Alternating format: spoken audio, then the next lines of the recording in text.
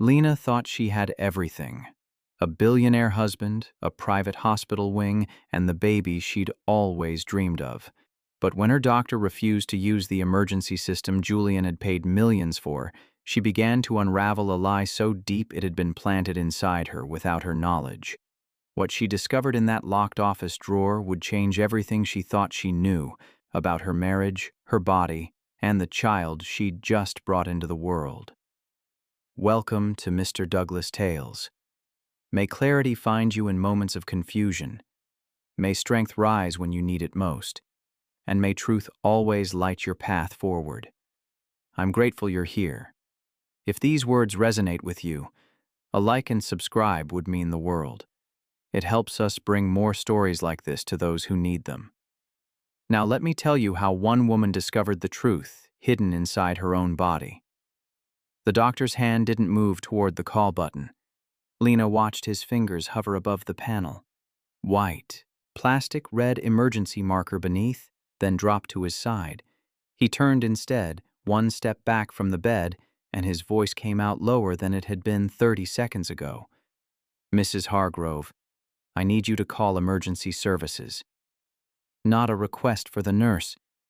Not hospital protocol, her. The private wing had its own emergency response. That's what Julian had said. That's what the tour guide had explained 3 months ago when they'd walked through the empty halls, floor-to-ceiling windows, recessed lighting, panic buttons in every room wired directly to the surgical team downstairs. No waiting, no transfers, no public chaos. The doctor's hand stayed at his side. Lena's phone sat on the rolling tray next to the bed. She reached for it, but her arm moved through Honey.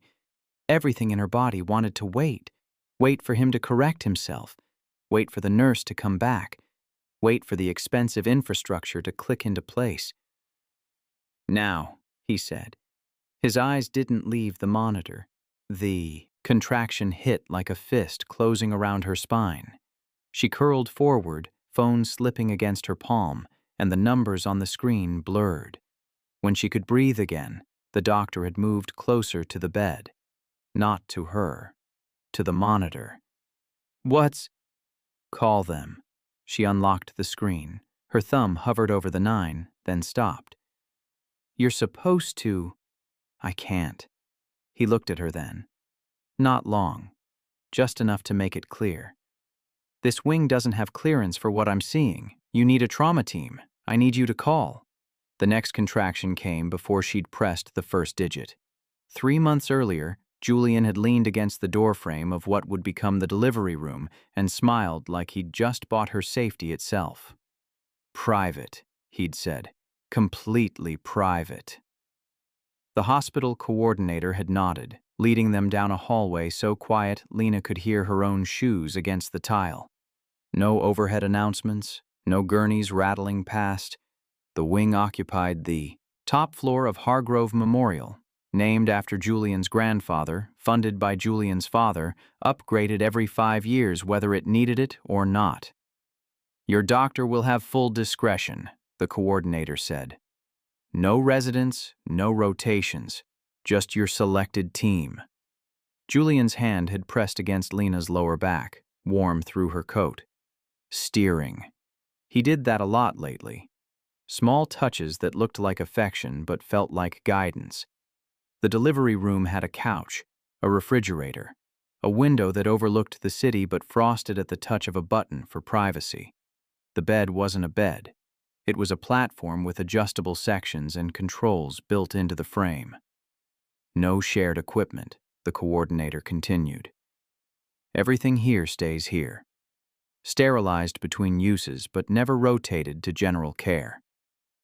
Lena had run her hand along the edge of the bed. The coating felt almost soft. What if something goes wrong? We have a full surgical suite at the end of the hall. The coordinator gestured vaguely toward a set of double doors. Staffed and prepped for any complication. Julian's hand had tightened against her back. Nothing's going to go wrong, he said. The operator's voice came through tinny and distant. 911. What's your emergency? Lena's mouth moved, but the words stuck. The doctor had stepped back again, hand on the monitor, reading something she couldn't see. I'm in labor. What's your location? Hargrove Memorial, the private wing. Top floor. A pause, keys clicking. Ma'am, Hargrove Memorial's emergency line should handle. The doctor told me to call you. Her voice cracked. Another contraction rolled in, slower this time, but deeper. He said he can't. He said this wing doesn't have clearance. More clicking. Then a different voice, male, sharper. Is the patient in active distress? The doctor looked up.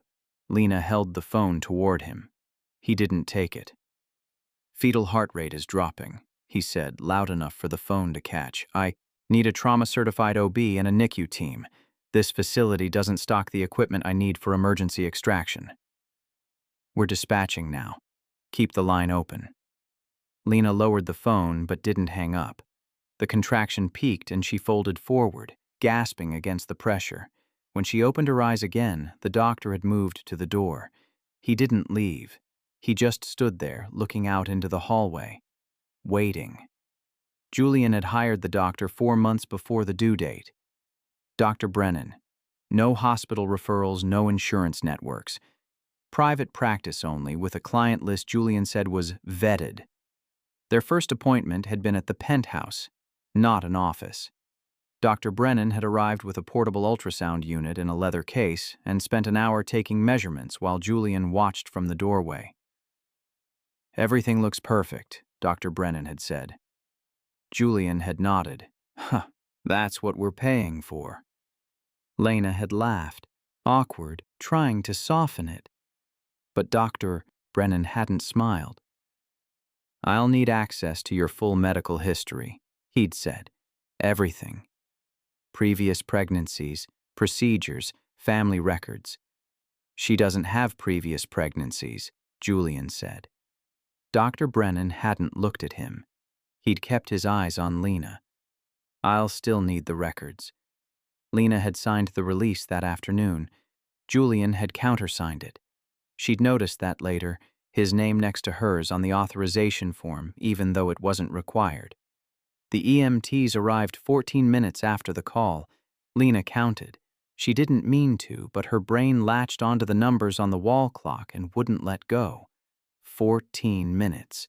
The doctor had said the in-house emergency team could respond in 4. The EMTs came through the door fast, but not rushed. Controlled. 1 male, 1 female. Both already gloved. The female went straight to the monitor. The male crouched next to the bed, checking Lena's pulse at the wrist, then the neck. How far apart are the contractions? 3 minutes, Dr. Brennan said from the doorway. She's at 8 centimeters, but the baby's heart rate dropped to 90 twice in the last 10 minutes. I don't have the tools here for a crash section. The female EMT looked up from the monitor. This is a private surgical wing, equipped for standard complications, not trauma. What's the deficiency? Dr. Brennan hesitated. Just a second.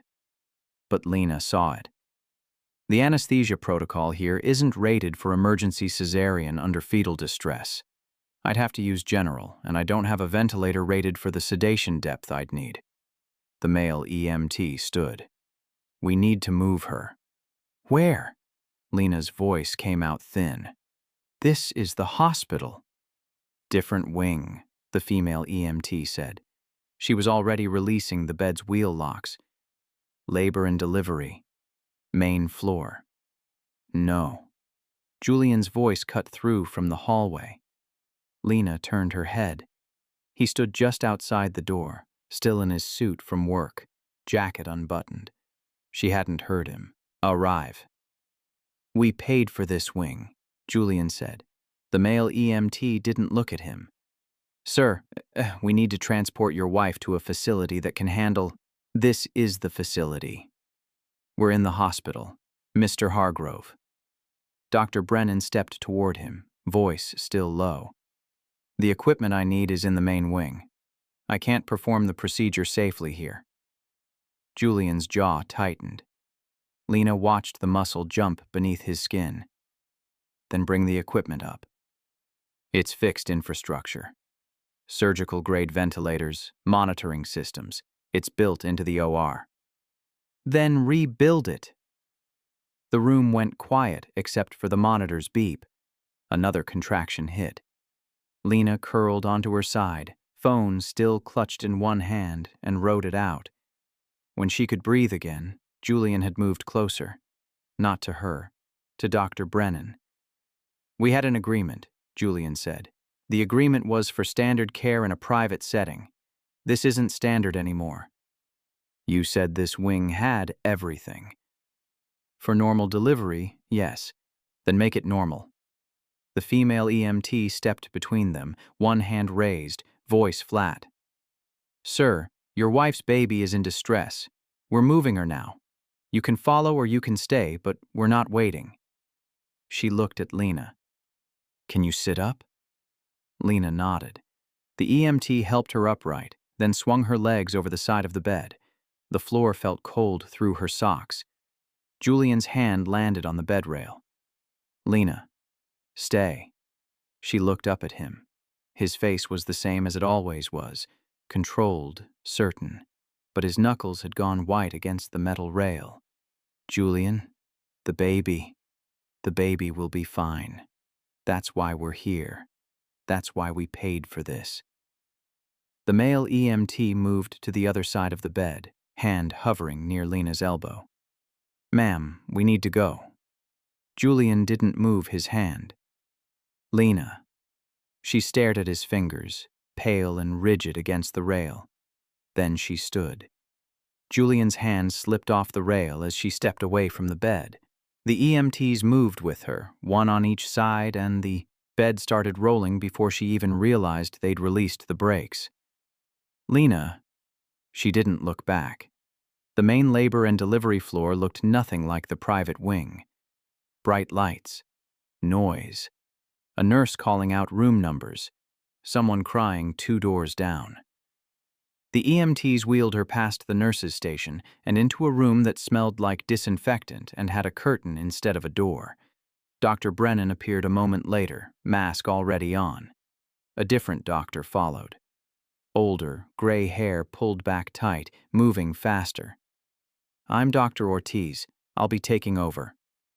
Lena tried to nod, but another contraction swallowed the movement. Dr. Ortiz's hands moved over her belly, firm and quick, while someone else hooked up new monitors. The beeping changed pitch. Faster. "Heart rate's at 85, a nurse said. Dr. Ortiz didn't pause. "Prep for section. Call the NICU." Hands lifted Lena onto a new bed, narrower, harder.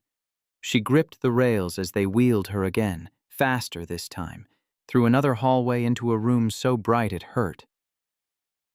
"Count backward from 10, someone said. She got to 7. When Lena woke, her body felt carved out. The room was dim. Quiet. A different quiet than the private wing. This one had sounds underneath. Footsteps in the hall. A baby crying somewhere distant. Equipment humming. She turned her head. Julian sat in the chair beside the bed, elbows on his knees, staring at the floor. "Where's the baby?" Her voice came out cracked. Julian looked up. His face was pale. She'd never seen him pale before. "NICU. She's stable." "She." "A girl." Lena tried to sit up. Pain spiked through her abdomen and she gasped, falling back against the pillow. Julian didn't move to help her. "They said she wasn't getting enough oxygen," he said. "During labor. That's why her heart rate dropped." Lena pressed her hand against the bandage covering her stomach. "Is she okay?" "They think so. They're monitoring her." "Can I see her?" "Not yet. They said, tomorrow, maybe." Lena closed her eyes. The exhaustion pulled at her like weight. When she opened them again, Julian was standing. "I'm going to talk to the hospital administrator," he said. "About what?" "About what happened. About the wing." Julian, we paid for a private birth. That's what we were promised. Instead, you were rushed through a public ward like—" He stopped, his hand curled into a fist at his side. They had one job. One. And they failed. They saved her. They shouldn't have had to. He turned toward the door. Dr. Brennan should have been able to handle it. That's why he was hired. That's why we built the wing. We didn't build it. Your family did. Julian stopped. His back was to her, one hand on the doorframe. This wouldn't have happened in a real private facility, he said. Somewhere outside the hospital system. Somewhere we controlled entirely. Julian, I'm tired. We could have had a home birth. A midwife. Complete privacy. With the same equipment problem. No. We would have planned for it. We would have made sure. He cut himself off, shoulders tight beneath his jacket. I'm going to fix this. He left before she could answer. The NICU let her see the baby the next afternoon. A nurse wheeled Lena down in a chair, moving slowly, stopping twice when Lena's incision pulled too hard. The NICU entrance required a buzzer and a code. The nurse entered it without hesitating. Inside, the lights were even dimmer than the recovery room. Incubators lined the walls, each one glowing softly. A few had parents beside them, standing or sitting, hands pressed against the plastic. The nurse stopped at the third one from the door. Here she is. Lena looked down at the baby, tiny, red-faced, wires taped to her chest. Her eyes were closed, her fingers curled against nothing. She's breathing on her own now, the nurse said. All good signs. Lena reached toward the incubator, then stopped. There were handholds, portals in the cool side, but she didn't know if she was allowed to touch yet. You can hold her hand, the nurse said. Just be gentle. Lena slid her hand through the portal. The baby's skin felt impossibly soft. She wrapped her finger around the tiny fist, and the baby's grip tightened reflexively. Something cracked open in Lena's chest. She sat there for an hour, just holding that one finger, until the nurse said she needed to rest. Julian didn't visit the NICU with her. He came to the recovery room every day, but when Lena suggested they go see the baby together, he checked his watch and said he had a call, or a meeting, or something that needed handling. On the third day, Lena asked directly, Have you seen her at all? Julian looked up from his phone. Briefly. Yesterday. For how long? A few minutes. Julian? I've been dealing with the hospital. He set the phone down on the rolling tray. The wing failure wasn't a minor issue. Dr. Brennan was hired specifically because he said he could handle complications. He lied. He didn't lie. He misrepresented his capabilities. Or the wing's capabilities. Either way, it's a breach of contract. Lena shifted against the pillows, trying to find a position that didn't pull at her incision. Are you suing him? I'm considering it. Julian, he saved her life. If he hadn't called 911, if he'd been competent, he wouldn't have needed to call 911. Julian picked up his phone again. That's the point. We paid for competence, for privacy, for control, and the moment something went wrong, we lost all three. We didn't lose her. Julian's thumb paused over the screen. He didn't look up. No, he said. We didn't. But his voice was flat. They brought the baby to Lena's room on the fourth day. A different nurse this time, younger, smiling too much. She wheeled the bassinet in and parked it beside the bed, then showed Lena how to hold her properly, how to support the head, how to check the diaper. She's doing great, the nurse said. Ready to go home whenever you are? Lena cradled the baby against her chest, feeling the warmth and weight of her. She smelled like soap and something else, something sweet and unfamiliar. What about feeding? We'll go over that before discharge. You have options, breast, bottle, or a combination. Whatever works best for you. Julian appeared in the doorway as the nurse was leaving. He stopped when he saw the baby. "They cleared her?" he asked. "Yes," Lena said. "We can take her home." Julian stepped inside but didn't come closer. He looked at the baby the way someone might look at a package they hadn't ordered. Vaguely curious, mostly detached. "Good," he said. Lena waited for him to ask to hold her. He didn't. "Do you want to? I have a meeting in 20 minutes. He checked his watch. "I'll be back tonight. We can talk about discharge logistics then."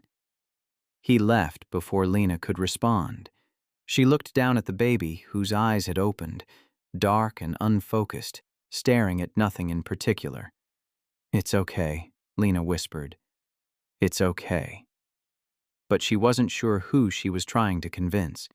They discharged her on the 5th day. Julian sent a car instead of coming himself. The driver helped load the baby's carrier and the small bag of hospital supplies, then held the door while Lena lowered herself carefully into the back seat. The penthouse felt different when she walked in. Colder. Or maybe she was just more aware of the space now. All that glass and marble and emptiness. Julian was in his office. She could see him through the open door, on the phone, pacing. The nurse the hospital had recommended, a temporary hire just for the first 2 weeks, met her in the foyer. Older woman, calm face, efficient hands. "Let's get you settled," she said. She took the carrier and led Lena toward the nursery. The room had been finished while Lena was in the hospital.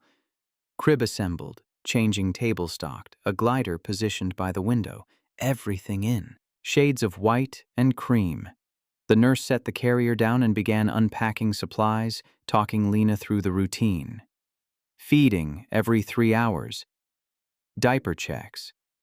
Wake windows. All of it blurred together into a list Lena knew she wouldn't remember. Julian appeared in the doorway an hour later. "How's it going?" he asked. "Fine," Lena said. She was in the glider, baby asleep against her chest. "We're figuring it out." Julian nodded. He looked at the baby, then at Lena, then at the nurse, organizing bottles by the sink. "I'm flying to Chicago tomorrow," he said. "There's an acquisition closing. I'll be back Friday." "Tomorrow?" "It's been scheduled for months. Julian, we just got home. You have Helen." He gestured toward the nurse. "And I'll only be gone 3 days." Lena felt the baby's weight shift against her chest. She adjusted her hold, careful not to wake her. "Okay," she said. Julian studied her for a moment, then nodded again. "I'll see you before I leave." He didn't.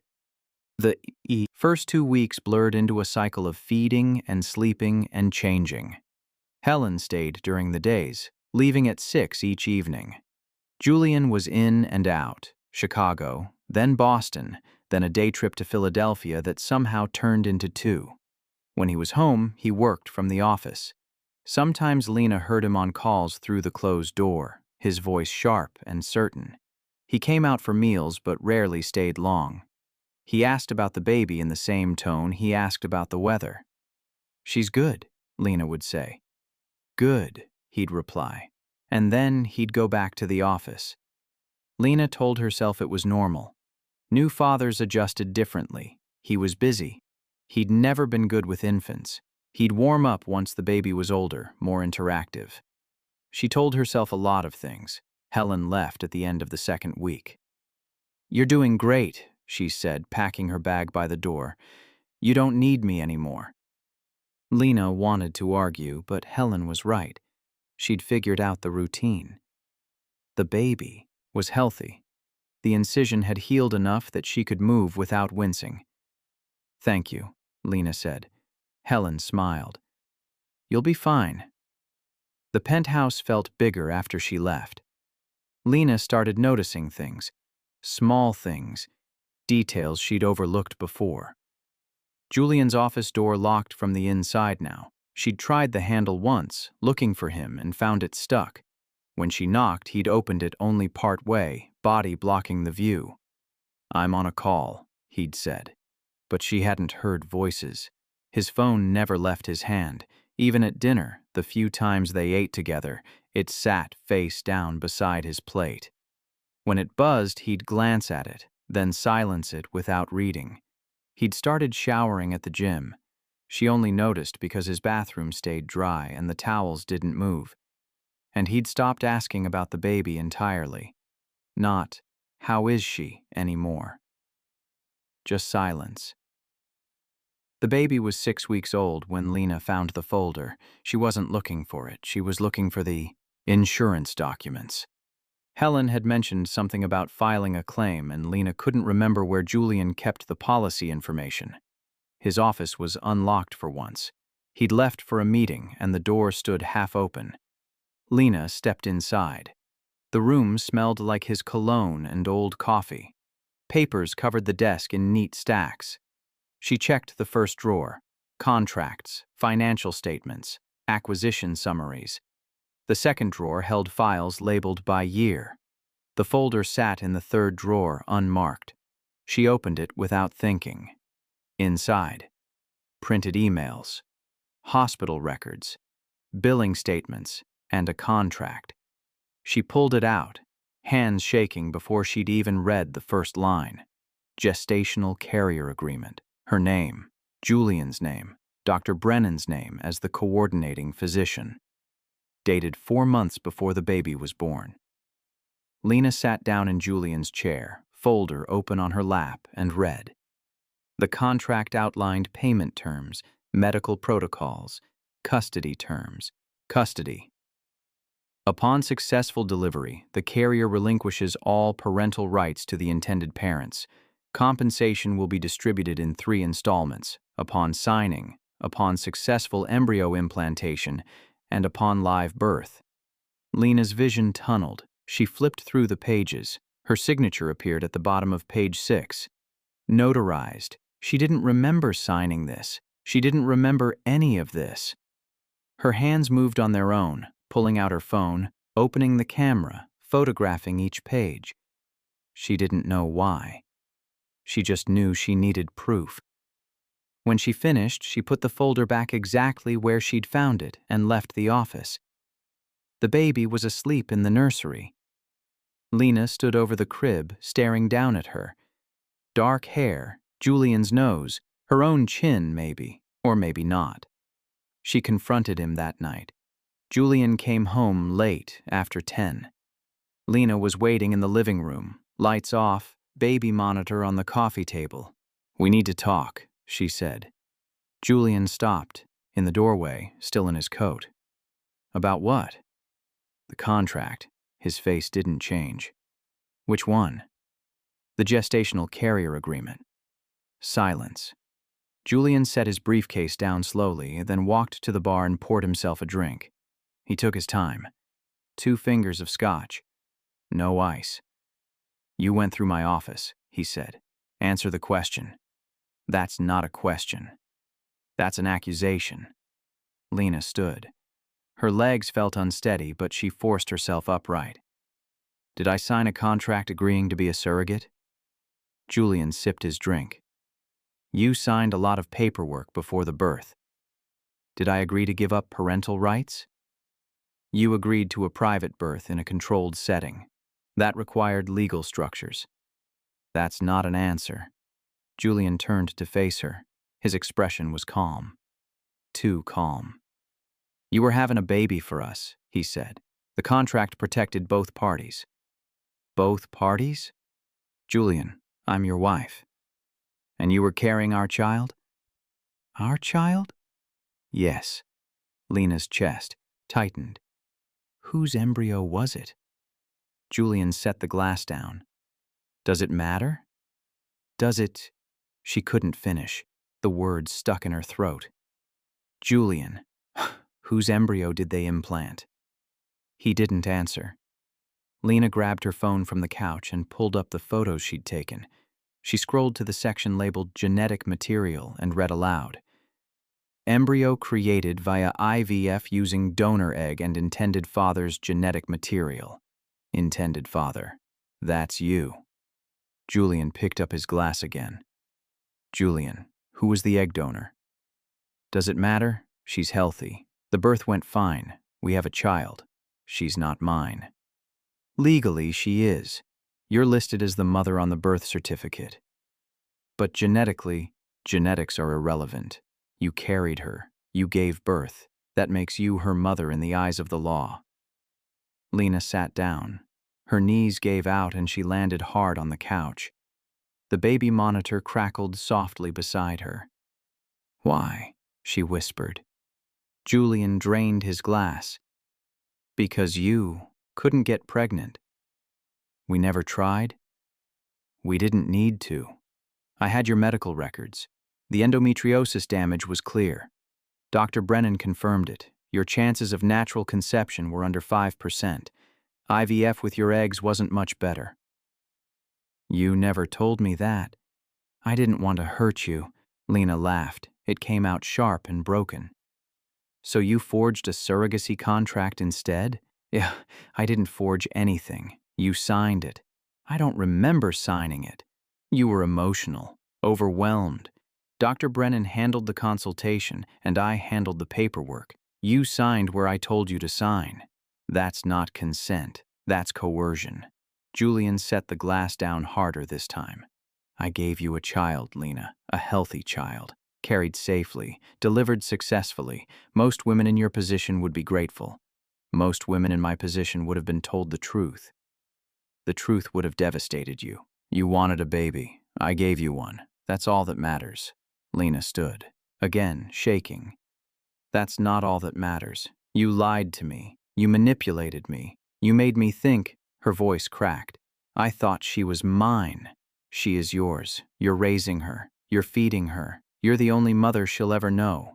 But she's not mine." Julian stepped closer. His voice dropped, soft and sharp at the same time.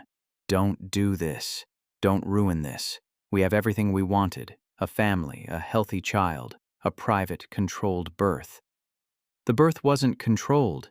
It almost killed her." "But it didn't. She's fine. You're fine. Everything worked out. Because Dr. Brennan called 911. Because I left the wing. If I'd listened to you, if I'd stayed, we don't know that."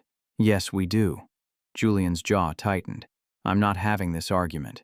The baby is healthy. You're her mother. Legally and practically. That's the end of it."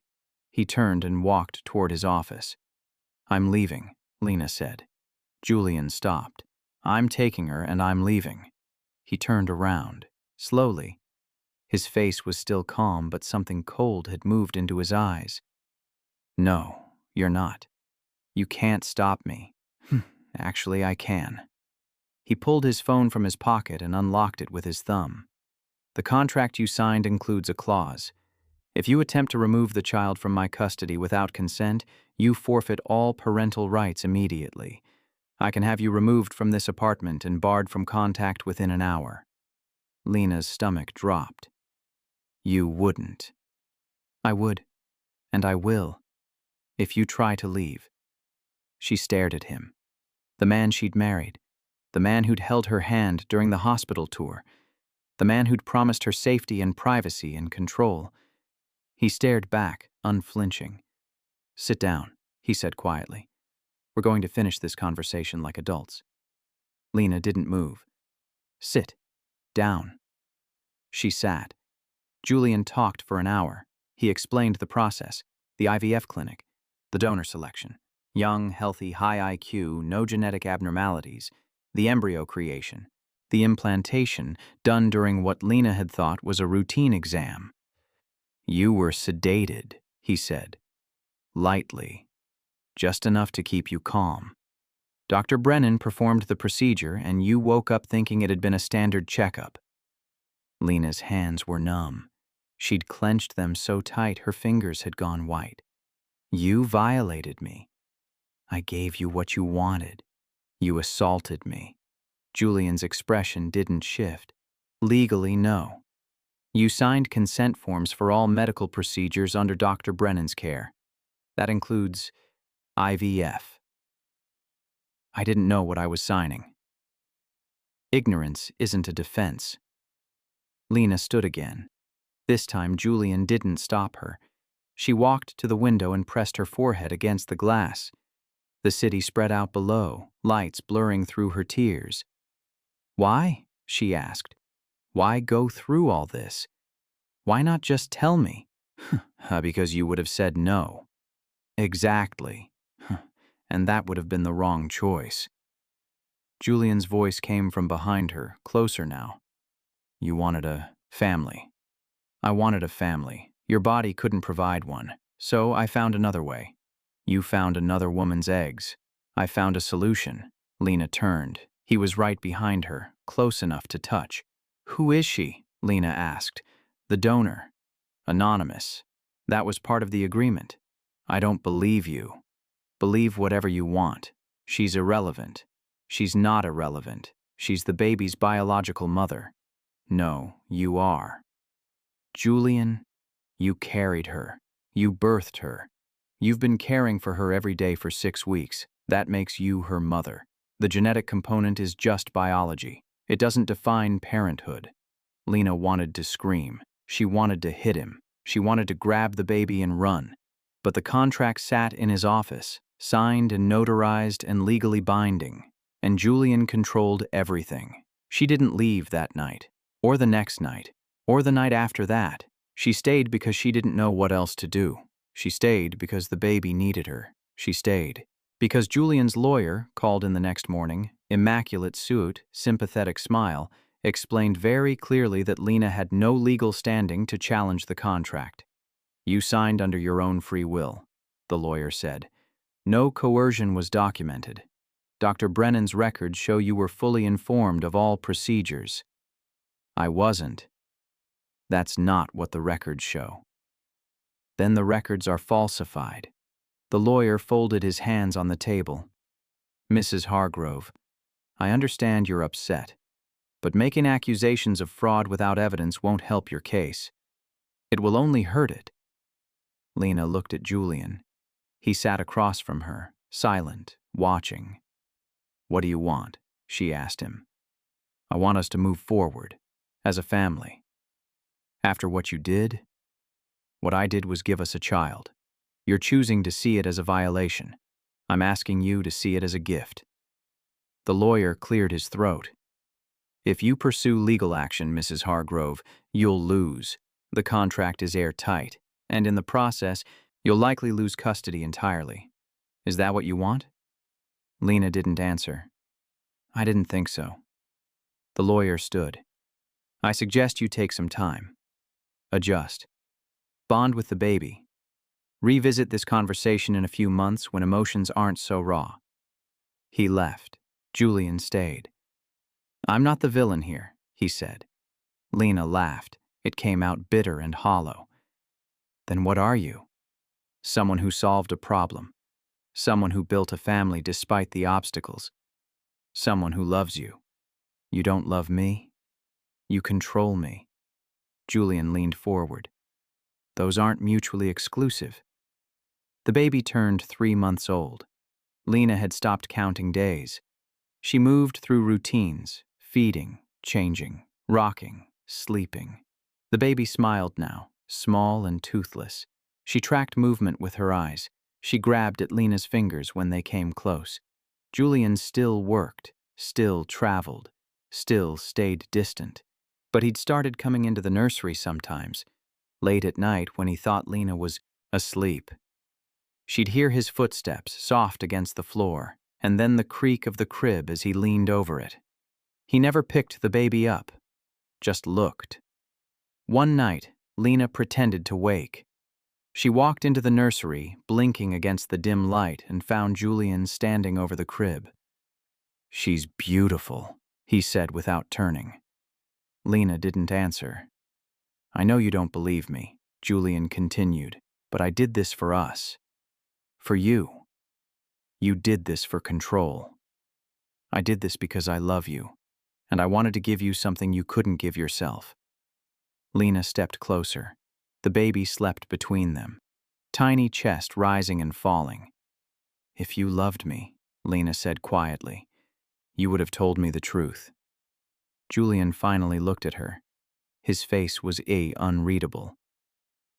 "The truth would have destroyed you," he said. "The lie already did." He didn't answer. He just turned and walked out of the room.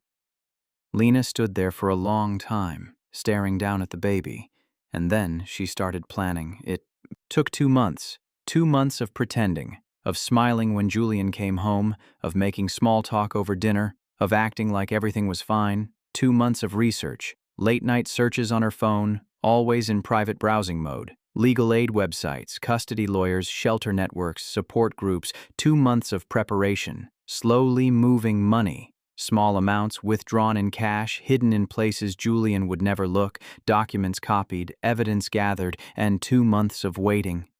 Waiting for Julian to travel again, waiting for the right moment, waiting for her chance. It came on a Tuesday. Julian left for London. A week-long trip, acquisition meetings, couldn't be postponed. He kissed her forehead on his way out the door. "I'll call tonight," he said. "Okay." She waited until his car disappeared around the corner. Then she called the lawyer she'd found, someone outside Julian's network, someone who specialized in reproductive coercion cases. They met that afternoon. The lawyer's name was Patricia Cross. Mid-40s, sharp eyes, no-nonsense demeanor. She listened to Lena's story without interrupting, taking notes on a yellow legal pad. When Lena finished, Patricia set down her pen. "This is complicated," she said. "I know. The contract is legal. You did sign it. And proving coercion will be difficult without evidence that you were mentally incapacitated or directly threatened at the time of signing. He lied to me. He implanted an embryo without my knowledge. He implanted an embryo during a procedure you consented to. That's what his records will show." Lena's chest tightened. "So, I have no case?" Patricia leaned back. "I didn't say that. I said it's complicated. There are angles we can pursue. The sedation, for one. If we can prove you were impaired during the procedure, that undermines consent. The falsified records, if we can demonstrate they were altered. And the reproductive coercion itself, there's growing legal precedent for treating this as a form of domestic abuse. But will it work? I don't know. It depends on the judge. The evidence, how well Julian's team fights back, and they will fight back. Men like him don't lose quietly." Lena looked down at her hands. "What happens to the baby?" "That depends. If we win, you'd likely get full custody. If we lose, or if the court decides the existing arrangement is in the child's best interest, he keeps custody and you get visitation." "Maybe." "Maybe?" "The contract gives him a lot of power. If he argues you're unstable or unfit, he could push for supervised visits only, or no visits at all." Lena felt sick. "But," Patricia continued, "there's another option." "What?" "We don't fight the contract. We fight the marriage." Lena looked up. "Divorce him," Patricia said. "Claim abuse, emotional, reproductive, whatever we can document. Push for custody through family court instead of contract law. It's a different battlefield. Different rules. Would that work? It's your best shot. But you need to be prepared. He'll bury you in legal fees. He'll drag this out for years, and he'll make your life hell in the process." "He's already doing that," Patricia nodded. "Then you have nothing to lose." Lena filed for divorce the next day. Patricia handled the paperwork. Emergency custody petition. Restraining order. Abuse allegations. The restraining order was denied. Insufficient evidence of immediate danger. But the custody petition went through. Temporary arrangement. Lena kept the baby pending a full hearing. Julian's lawyer called within hours. Lena didn't answer. She let it go to voicemail. "Mrs. Hargrove, this is David Soren. I represent your husband. I strongly advise you to reconsider this course of action. Filing for divorce without attempting reconciliation shows bad faith and will reflect poorly in custody proceedings. Additionally, removing the child from the marital home violates the terms of the gestational carrier agreement. If you do not return to the residence within 24 hours, we will pursue full enforcement of the contract, including immediate termination of your parental rights. This is not a threat. This is a legal reality. Call me back. Lena deleted the message. Patricia called an hour later. They're moving fast, she said. We have a hearing scheduled for next week. Emergency custody dispute. You need to be ready. I'm ready. Lena, listen to me. They're going to come at you hard. They're going to paint you as unstable, as a surrogate who's having second thoughts, as someone who's violating a legal agreement out of spite. Let them. They're going to bring up every moment of doubt you've ever had, every time you hesitated with the baby, every late-night search you did on your phone. They'll make it look like you never wanted her. That's not true. Doesn't matter. What matters is what they can prove. And Julian has resources. Lots of them. Lena looked at the baby, asleep in her carrier on the floor. So small. So unaware. I don't care, Lena said. I'm not backing down. Patricia was quiet for a moment. Then, good. The hearing was brutal. Julian's legal team filled one entire side of the courtroom. 4 lawyers, 2 paralegals, stacks of documents.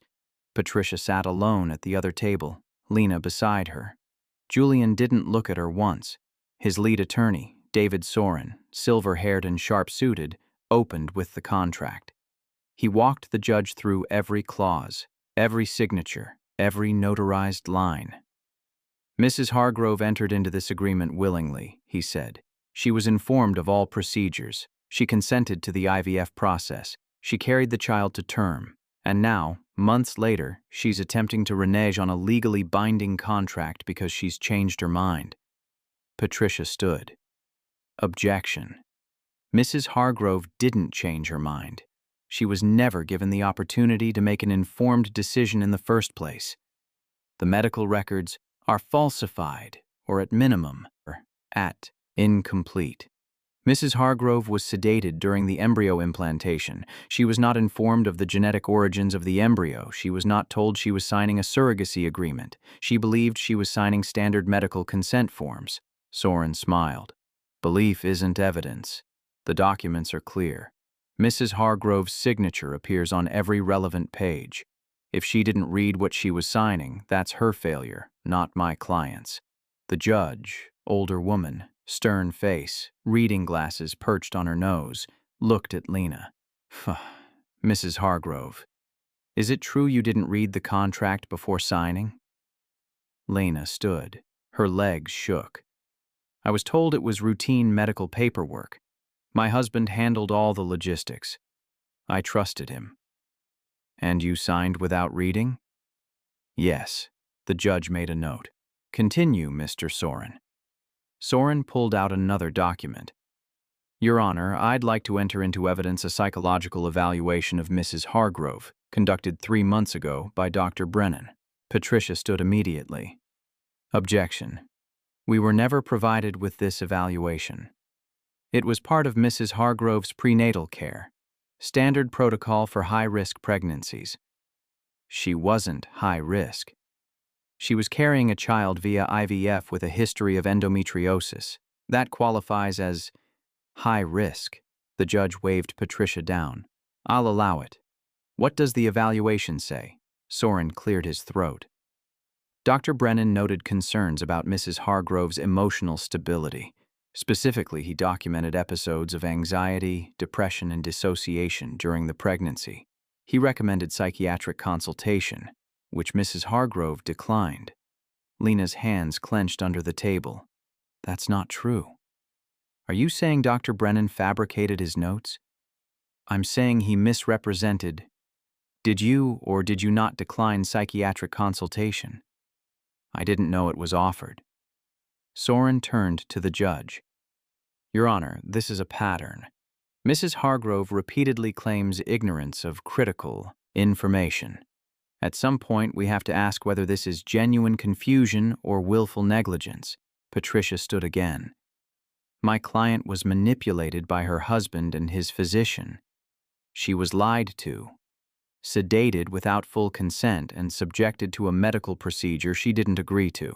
That's not negligence. That's abuse. Alleged abuse. Documented abuse. We have records of the sedation. We have the contract itself, which clearly states genetic material from a donor. Information Mrs. Hargrove was never told. We have testimony from hospital staff who witnessed Mr. Hargrove's controlling behavior during the birth. Soren didn't blink. Hospital staff who were not present during the contract signing, who have no knowledge of the IVF process, who are at best peripheral witnesses to a private family matter. The judge held up a hand. Enough. I'll review all submitted evidence and issue a ruling within the week. Until then, temporary custody remains with Mrs. Hargrove. Mr. Hargrove is granted supervised visitation, 2 hours per week. Location to be determined. Julian's face went stone. Soren opened his mouth, but the judge cut him off. That's my ruling. Court adjourned. Lena didn't go back to the penthouse. She stayed with a friend from college, someone Julian had never met, someone outside his network. A small apartment in Queens, 1 bedroom, air mattress on the floor. The baby cried a lot those first few nights. New space, new sounds. Lena walked her for hours, pacing the tiny living room, shushing and rocking. Patricia called on the 3rd day. We got lucky, she said. The judge is skeptical of the contract. She's ordering an independent medical review of Dr. Brennan's records. If we can prove he falsified documentation, the whole thing falls apart. And if we can't, then we're back to fighting on custody grounds, which we can still win. But it'll be harder. Lena shifted the baby to her other shoulder. What about Julian? Has he tried to visit?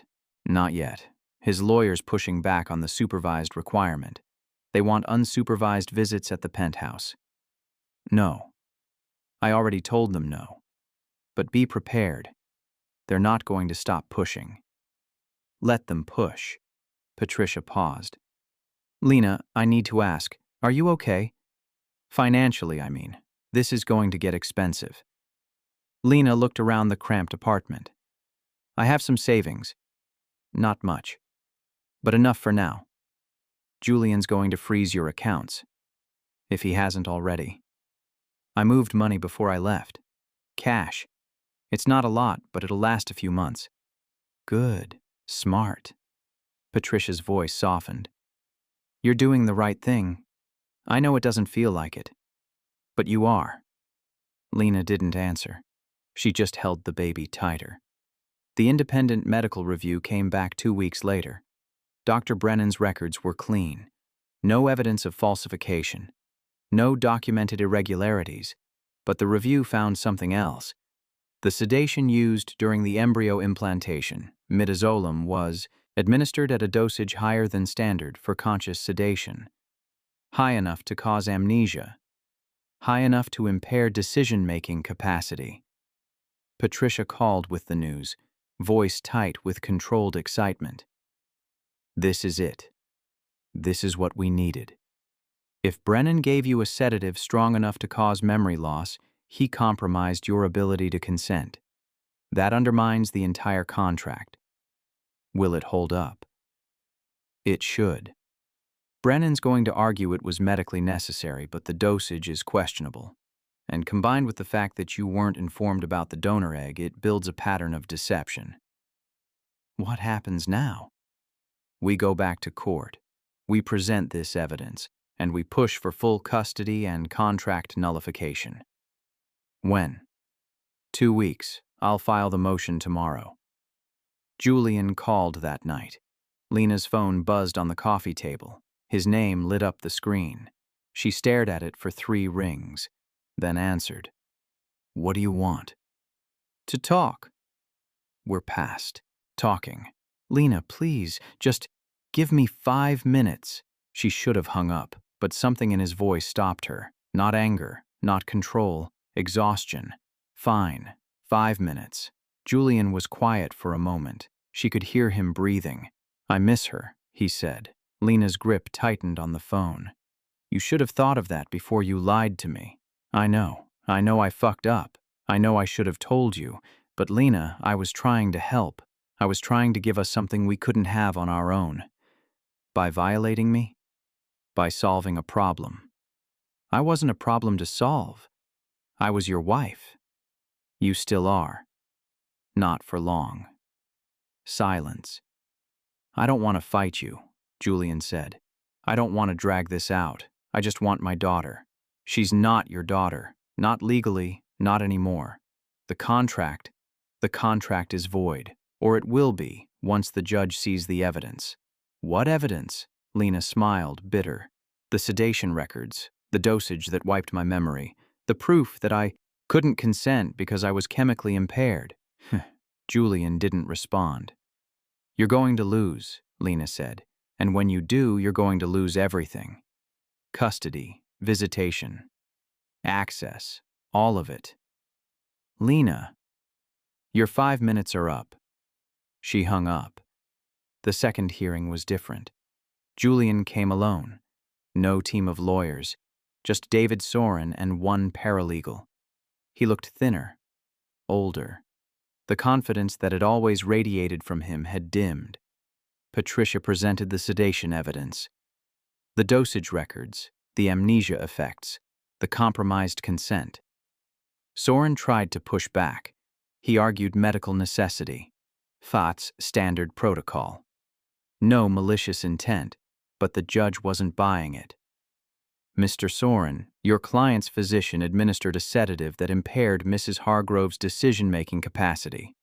Whether or not that was intentional is irrelevant.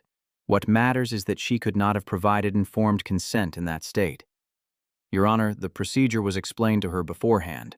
While she was sedated? No, but then she couldn't consent. Not meaningfully." Soren tried a different angle. "Mrs. Hargrove signed the contract weeks before the procedure." Patricia stood. A contract, she was told, was standard medical consent.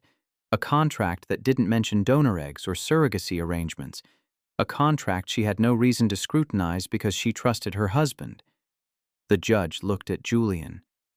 "Mr. Hargrove, did you inform your wife that the embryo being implanted was not genetically hers?" Julian's jaw worked. "No." "Did you tell her she was signing a surrogacy agreement?" "No." "Did you disclose any of the terms of the contract before asking her to sign?" "I thought it would upset her." "That's not what I asked." Julian's shoulders sagged. "No, I didn't tell her." The judge made another note. Then she looked up. "I'm nullifying the contract. Mrs. Hargrove's consent was not informed, and the circumstances under which it was obtained were coercive. The gestational carrier agreement is void." Soren started to stand, but the judge waved him down.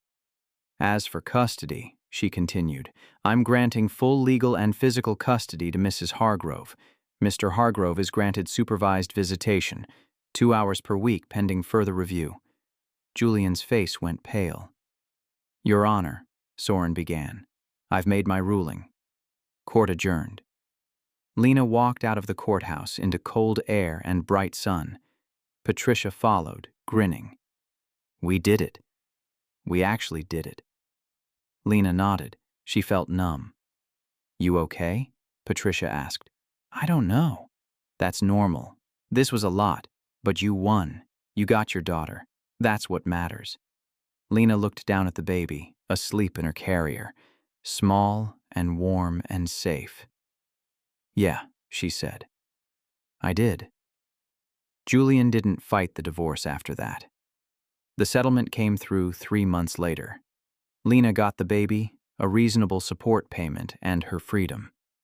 Julian got supervised visits, which he attended sporadically at first, then not at all. The last time Lena saw him was at a coffee shop near his office. He'd asked to meet, said he had something to give her. She'd almost said no. But curiosity won. He was already there when she arrived, sitting in a corner booth, cup untouched in front of him. Lena slid into the seat across from him. "What do you want?" Julian reached into his jacket and pulled out an envelope. He set it on the table between them. "What's that?" Lena asked.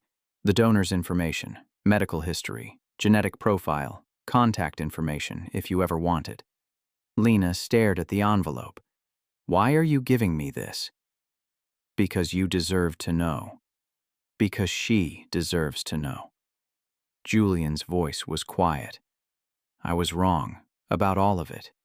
I thought I was doing the right thing, but I wasn't. I was just trying to control something I couldn't control."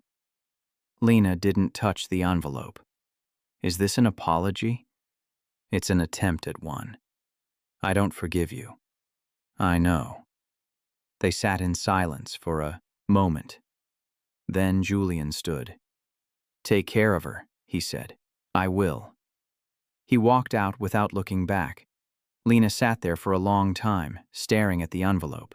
Finally, she picked it up and slipped it into her bag. She'd open it someday. Maybe. But not today.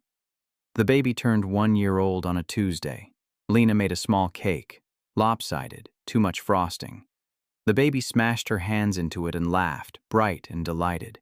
No party, no guests, just the two of them in the small queen's apartment, sunlight streaming through the window. Lena watched her daughter, because that's what she was now, legally and completely, and felt something settle in her chest.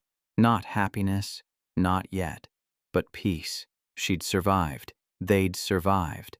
And that was enough. 3 years later, Lena stood in the doorway of a new apartment, bigger, brighter, hers. The baby wasn't a baby anymore. She was a toddler, running through the empty rooms, shoes squeaking on hardwood. "Mama, look," she called, pointing at the window. Lena walked over. The window overlooked a small park, trees just starting to turn orange and red. "It's nice, isn't it?" Lena said. Her daughter nodded, grinning. Lena's phone buzzed in her pocket. She pulled it out. A message from Patricia. Finalized. He's officially terminated his parental rights. No more visits, no more contact. It's over. Lena read it twice. Then she put the phone away. "Come on," she said to her daughter. "Let's pick which room is yours." They walked down the hall together, hand in hand. Outside, the city moved on. Cars honked, people shouted, life continued.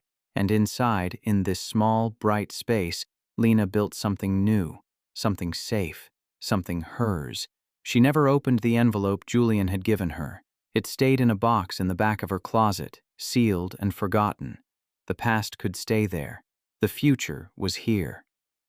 If you enjoyed this story, subscribe to Mr. Douglas Tales, where powerful stories unfold one moment at a time.